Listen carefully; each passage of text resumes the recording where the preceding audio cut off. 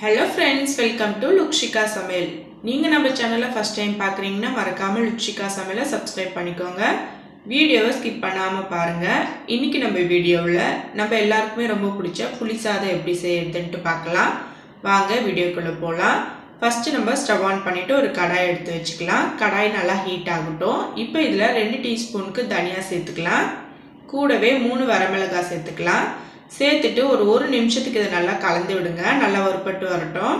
இப்போ நம்ம கூடவே 1/2 டீஸ்பூனுக்கு மிளகு, 1/2 டீஸ்பூன் ஜீரகம், 1/4 டீஸ்பூனுக்கு வெந்தயம், 1 டீஸ்பூனுக்கு கடலைப்பருப்பு, 1 டீஸ்பூனுக்கு உளுந்தப்பருப்பு எல்லாத்தையும் சேர்த்துட்டு நல்லா வறுத்து எடுத்துக்கலாங்க. நல்லா வாசனை வரட்டும். இப்போ பாருங்கள், நல்லா வாசனையும் வந்துடுச்சு, கலரும் நல்லா சேஞ்ச் ஆகியிருக்கு.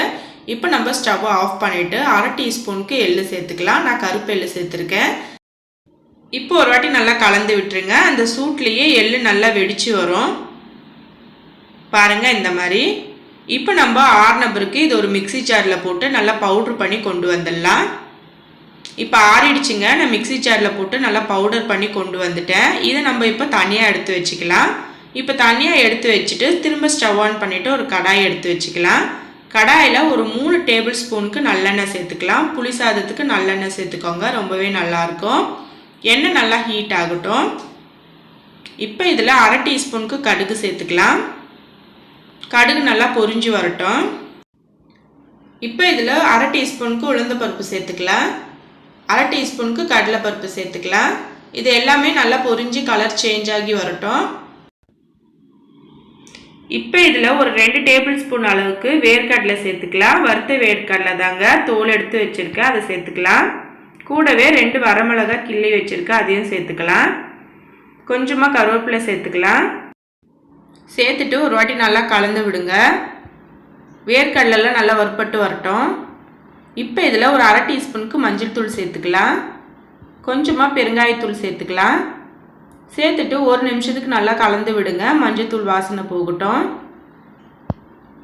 இப்போ இதில் நான் 50 கிராம் அளவுக்கு புளியை நல்லா கரைச்சி வடிகட்டி எடுத்து வச்சுருக்கேங்க. அதை இப்போ நம்ம சேர்த்துக்கலாம். நல்லா வடிகட்டி எடுத்துக்கோங்க.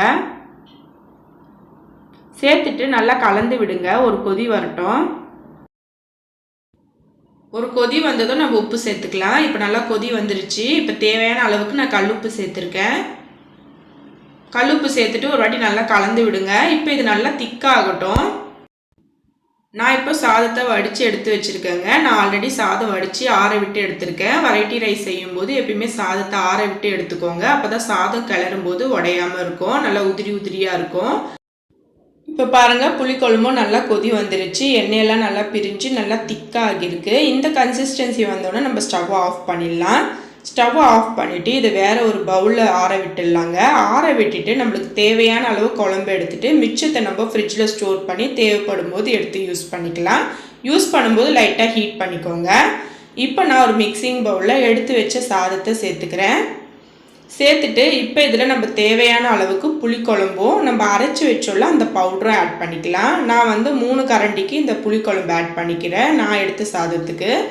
கூடவே 2 டீஸ்பூனுக்கு அந்த பவுடரை ஆட் பண்ணிக்கிறேன். ஆட் பண்ணிவிட்டு நல்லா கலந்து விட்டுருங்க. சாதத்தோட இந்த மசாலாவும் இந்த புளிக்குழம்பும் நல்லா ஒன்று சேர்ந்து வரணும். பாருங்கள், இந்த மாதிரி நம்ம பவுட்ரு தனியாக அரைச்சி குழம்பு தனியாக வச்சு செஞ்சுனா நம்ம கோவிலில் சாப்பிட்ற புளி சாதம் மாதிரியே டேஸ்ட் இருக்குங்க.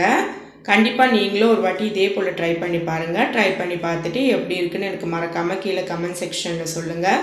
இந்த வீடியோ உங்களுக்கு பிடிச்சிருந்தால் லைக் பண்ணுங்கள், ஷேர் பண்ணுங்கள். மறக்காமல் லுக்ஷிகா சமையலுக்கு சப்ஸ்கிரைப் பண்ணிக்கோங்க. நன்றி, வணக்கம்.